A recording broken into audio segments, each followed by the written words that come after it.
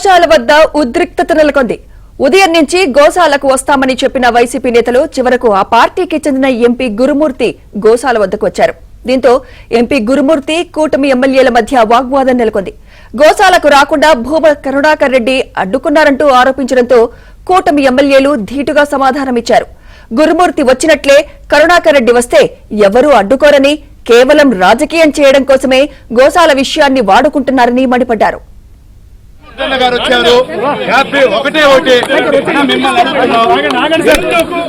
ఈ ప్రభుత్వం పైన, హిందుత్వం పైన క్రైస్తవం చేయాలి. ముస్లిం సోదరులకి, క్రైస్తవ సోదరులకి హిందువులు చూస్తాం. వైసీపీ పార్టీ దాడి చేస్తా ఉంది. ఎందుకు కరుణాకర్ రెడ్డి గారు ఎందుకు చేస్తా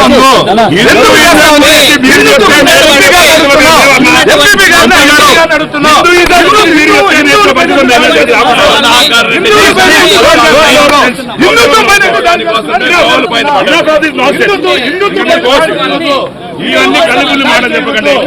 పూర్తిగా వైసీపీ పార్టీ చెప్తే వైఎస్ఆర్ కాంగ్రెస్ పార్టీ కరుణాకర్ రెడ్డి గారు రావడం సిద్ధం, ఆయన్ని అడ్డుకోవడం అక్కడ వాస్తవం. గురుమూర్తి గారు వచ్చారు. మిమ్మల్ని అడుగుతున్నాం. ఈ ప్రభుత్వం పైన, హిందుత్వం పైన క్రైస్తవం చేయాలి.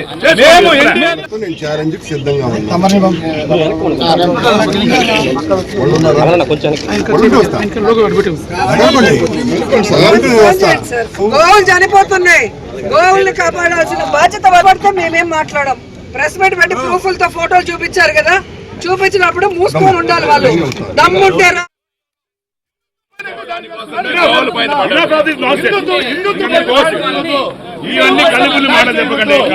పూర్తిగా వైసీపీ పార్టీ చెప్తే వైఎస్ఆర్ కాంగ్రెస్ పార్టీ కరుణాకర్ రెడ్డి గారు రావడం సిద్ధం, ఆయన్ని అడ్డుకోవడం అక్కడ వాస్తవం. గురుమూర్తి గారు వచ్చారు. మిమ్మల్ని అడుగుతున్నాం. ఈ ప్రభుత్వం పైన, హిందుత్వం పైన క్రైస్తవం చేయాలి. తిరుపతి గోశాల వద్ద ఉద్రిక్తతకు సంబంధించి మరింత సమాచారం మా ప్రతినిధి దినేష్ అందిస్తారు. దినేష్, మరి పోలీసులు నచ్చజెప్పే ప్రయత్నం చేశారు, శాంతియుతంగా చేస్తే అభ్యంతరం లేదని టీడీపీ వాళ్ళు చెప్తున్నారు. వైసీపీ నేతలు ఏమంటున్నారు దీనిపై దినేష్? సుమిత్ర, మొత్తం మీద మనం గోశాలలో కాసేపటి క్రితం గురుమూర్తి తిరుపతికి సంబంధించిన ఎంపీ రావడం జరిగింది.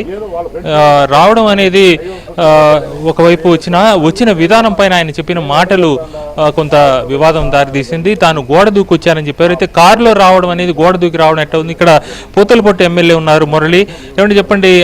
ఆయన చెప్పిన మాట గోడ దూకొచ్చాను, ఆయన కారులో వచ్చారు. కారులో గోడ దూకి ఎట్లా రావడం అవుతుంది? దాన్ని చూసి ఏమనిపిస్తుంది? ఆయన చేసిన వ్యాఖ్యల ద్వారా సమాజంలో అబాసుపాలయ్యాడు. అబాసుపాలైనటువంటి వ్యక్తి ఏదో ఒక రకంగా కవర్ చేసుకోవాలి. కవర్ చేసుకునే ప్రయత్నంలో ఎంపీ గారిని పంపించారు. మేమే పిలిచాం, ఫోన్ చేసి పిలిచాం. 4 గంటలు వెయిట్ చేసి, ఏమయ్యా వస్తానన్నావు, సవాల్ చేసావు, తొడగొట్టావు, వస్తావా లేదా అని అడిగితే వస్తాను, పోలీసులను పంపించన్నాడు. పోలీసులను పంపించాం. ఎస్కార్ట్ వెహికల్ పంపిస్తే మేము అందరితో వస్తాము, ఒకడైతే రాను అన్నావు. సరే ఎంపీ వస్తానన్నాడు. ఎంపీకి ఇప్పుడు మీరు చూశారు, ఇక్కడ నుంచి దగ్గర 700 మీటర్లు ఉంది మెయిన్ గేటు. 700 మీటర్ల మెయిన్ గేట్లో గేట్ ఓపెన్ చేసి అధికారిక లాంఛనాలతో, సత్కారాలతో తీసుకొస్తే ఆయన వచ్చి చేసిన వ్యాఖ్యలు ఏంటంటే, పట్ట పగులు నట్ట నడి వీధిలో నిజాన్ని నగ్నంగా గుడ్డలోడి తీసిపెట్టేశాడు. నిజాన్ని అందరి కళ్ళ ముందర అతను కారులో వచ్చి మళ్ళా కారులో వెళ్ళి ఏమని చెప్పాడు? మీడియా సాక్షిగా నేను గోడ దూకొచ్చానని చెప్పాడు. అంటే అబద్ధాలు చెప్పడం వాళ్ళకి అలవాటు. అబద్ధాల పునాదుల మీద రాజకీయాలు చేయాలనుకోవడం వాళ్ళ యొక్క నైజం. ఎప్పుడు అధికారంలో ఉన్నా, ఎప్పుడు ప్రతిపక్షంలో ఉన్నా తిరుమలను వాడుకోవడమే వాళ్ళకి తెలిసింది. అధికారంలో ఉన్నప్పుడు దోచుకోవడం, అధికారంలో ఉన్నప్పుడు తిరుమలని అడ్డుపెట్టి రాజకీయాలు చేసుకోవడం. ఈరోజు గోశాలలో మీరు చేసినటువంటి ఆరోపణలపైన కరుణాకర్ రెడ్డి ప్రతినిధిగా వచ్చినటువంటి మేము పల్లా శ్రీనివాస్ గారి ప్రతినిధులుగా వచ్చాం. మీరు చేసిన అసత్య ఆరోపణలను నిరూపించడానికి ఆధారాలతో వచ్చాం. నువ్వు కరుణాకర్ రెడ్డి గారి ప్రతినిధిగా వచ్చిన వ్యక్తివి, ఏం చేయాలి? కరుణాకర్ రెడ్డి గారి ప్రతినిధిగా నేను వచ్చాను, మా దగ్గర ఈ ఆధారాలు ఉన్నాయి, చనిపోయినట్లు ఆధారం ఉన్నాయి, మేము చేసినటువంటి ఆరోపణలు నిజం ఉందని చెప్పిపోవాలా.